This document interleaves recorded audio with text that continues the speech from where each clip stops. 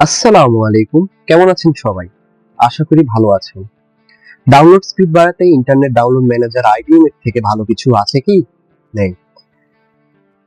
কিন্তু সমস্যা একটাই, 30 দিনের ট্রায়াল পিরিয়ড। 30 দিন পর হয় লাইসেন্স কিনতে হয়, না হয় ব্যবহার বন্ধ। টেনশন নেই।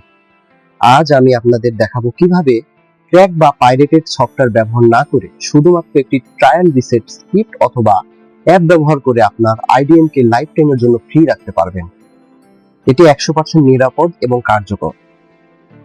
প্রথমেই আমাদের দুটি জিনিস লাগবে। আপনার কম্পিউটারে ইন্টারনেট ডাউনলোড ম্যানেজার, এই স্ক্রিনে দেখতে পাচ্ছেন ইন্টারনেট ডাউনলোড ম্যানেজার অ্যাপ। যদি না থাকে তাহলে তাদের অফিসিয়াল ওয়েবসাইট থেকে ডাউনলোড করে নিন। তাদের অফিসিয়াল ওয়েবসাইট হলো এটা, ইন্টারনেট ডাউনলোড ম্যানেজার লিখে সার্চ করবেন, তাহলে এই ওয়েবসাইট পেয়ে যাবেন। এখানে ভেতরে যে ডাউনলোড করে নেবেন। তো আমার যেহেতু ডাউনলোড করা আছে, আমি আর ডাউনলোড করে দেখালাম না। আইডিএম ট্রায়াল রিসেট নামের যে অ্যাপটি আছে সেটা ডাউনলোড করতে হবে। তো আমি এই আইডিএম ট্রায়াল রিসেট নামে অ্যাপের জন্য আমি জিপ ফাইল আমাদের ভিডিওর ডেসক্রিপশনে দিয়ে দেব। তো সেখান থেকে ডাউনলোড করে নেবেন, এরকম একটা জিপ ফাইল পাবেন। তো চলুন এবার শুরু করা যাক মূল কাজে।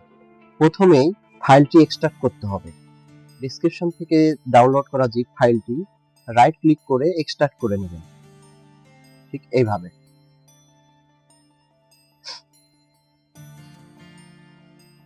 এক্সট্রাক্ট করার পর এরকম একটা ফাইল পেয়ে যাবেন।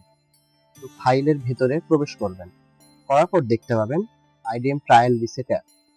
তো এখানে মাউসের রাইট ক্লিক করে রান অ্যাজ অ্যাডমিনিস্ট্রেশন করে দেবেন।